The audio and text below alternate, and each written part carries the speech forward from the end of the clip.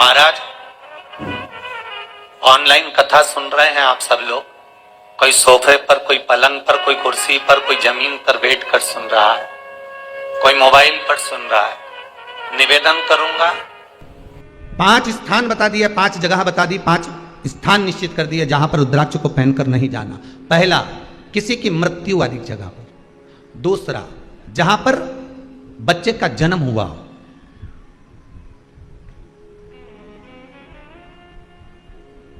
मृत्यु आदि जगह पर सूतक लगती है, जहां बच्चे का जन्म लेता है वहां सावड़ लगती है।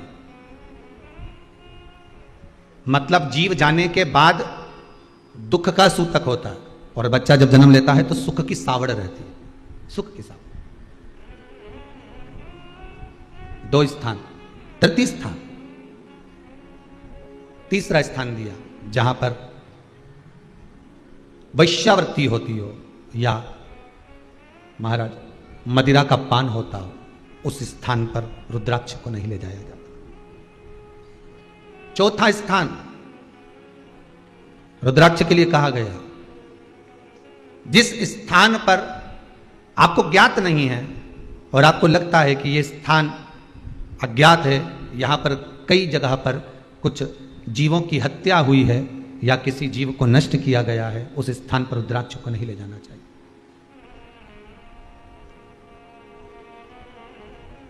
पांचवा, महाराज आपके रुद्राक्ष का जहां अपमान हो रहा है, अपमान से समझ में आ रही है ना आपको बात? ये काय को ढोंग प्रपंच में पढ़ा है?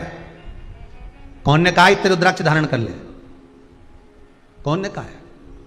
क्यों ढोंग प्रपंच में पढ़ा है? जहां रुद्राक्ष का, इसलिए रुद्राक्ष की मूलता है कि रुद्राक्ष का जब चक्र बनाया जाता है, रुद्राक्ष का जैसे किसी व्यक्ति का व्यापार नहीं चल रहा हो, कोई कर्जे में लदालूम हो गया हो, जिसके व्यापार बार बार बदलना पड़ रहा हो, या फिर कोई काम में मन नहीं लग रहा हो, या कहीं नौकरी, सर्विस, व्यापार, व्यवसाय व्यक्ति का जब चलता नहीं है, तो फिर उसके लिए रुद्राक्ष चक्र के रूप में काम करता है।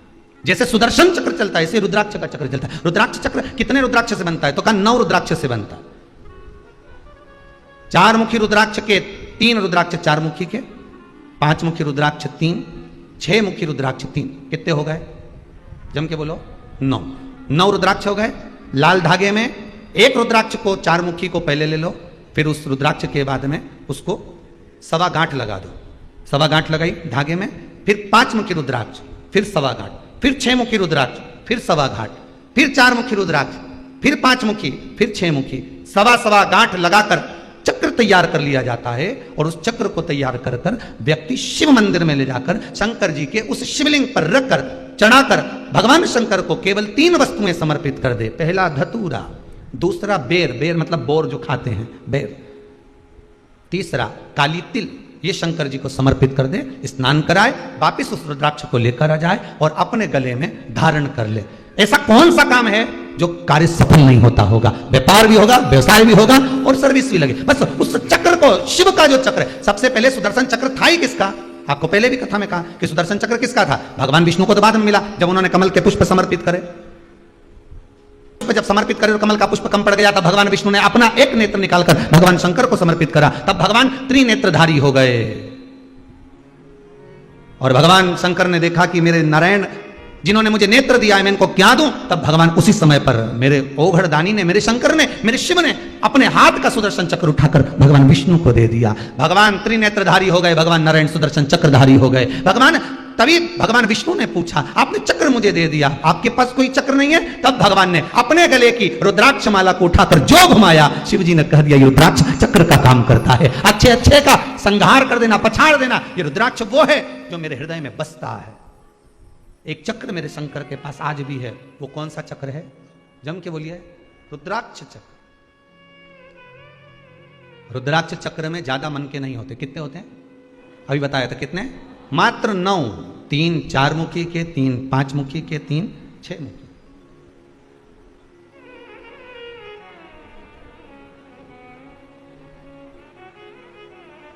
छोटे से छोटा रुद्राक्ष होता है, बहुत छोटा, उससे एक बड़ा से बड़ा। एक रुद्राक्ष का हमने वर्णन किया था कि कल एक भगत ने, परसों के दिन, 1 दिन पहले, श्रावण महीने के समय पर एक रुद्राक्ष भेजा है पेंडल बनाकर। आप उसका दर्शन करिए।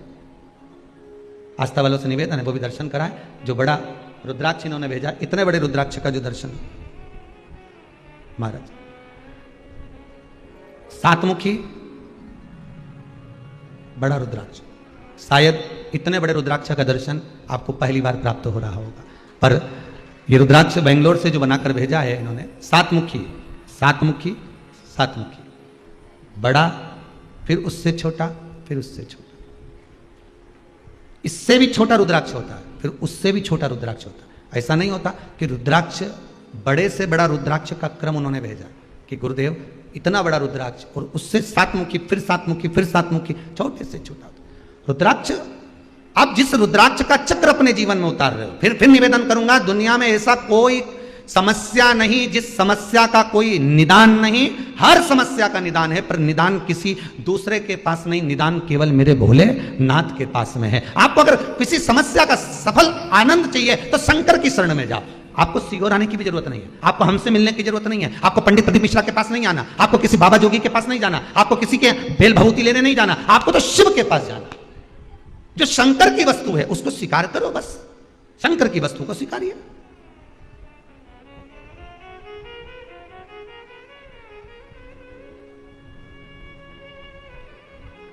शंकर की वस्तु को स्वीकार करना चालू कर दीजिए। अरे भाई, शिव महापुराण की कथा तो यहां तक कहती है, यहां तक वर्णन कर रही है, जिस व्यक्ति की नौकरी नहीं लगती, सर्विस नहीं लगती, हर जगह पर अप्लाई कर रहा है, बार बार इंटरव्यू देने जा रहा है, लगातार उसको अगर सफलता प्राप्ति नहीं हो रही है तो धतूरा ढूंढो। धतूरा कहीं बाजार में नहीं मिलेगा, किसी वृक्ष से धतूरा तोड़ लिया, कुछ मत चढ़ा, तू शंकर जी के मंदिर में जाकर तेरा नाम और गोत्र बोल और शिव जी को धतूरा चढ़ाना चालू कर दे और बाबा से विनती कर, धतूरा चढ़ाना चालू कर। अब धतूरा कोई बहुत कीमती होता है क्या? बहुत पैसे का मिलेगा क्या? कहीं पे भी मिल जाएगा। धतूरा तोड़ और चढ़ा शंकर जी को। रोज नियम बना ले कि एक धतूरा मैं शंकर जी को चढ़ाऊंगा, प्रतिदिन चढ़ाऊंगा, शिव जी से जाकर निवेदन करूंगा प्रतिदिन। शंकर जी की प्रिय वस्तु में धतूरा, बेलपत्र आदि आदि की तो है, क्या है? चढ़ा रोज एक धतूरा, फिर वही धतूरा जिसके यहां तू इंटरव्यू देने जा रहा है उसी के सिर पे चढ़ गया, जो तूने शिव जी के चढ़ाया वही धतूरा वहां चढ़ा है, तो क्यों चिंता करता है? हमारे साथ हैं भोलेनाथ जी, किस बात की चिंता, किस बात की चिंता करता? चरण में रख दिया जब माथ जी, किस बात की चिंता? तेरे भोले को रहती है तेरी हर बात की चिंता। जम के बोलिए, तेरे भोले को रहती है तेरी हर बात की चिंता। हमारे साथ हैं भोलेनाथ जी, किस बात की चिंता। एक परीक्षा में बैठने वाला व्यक्ति,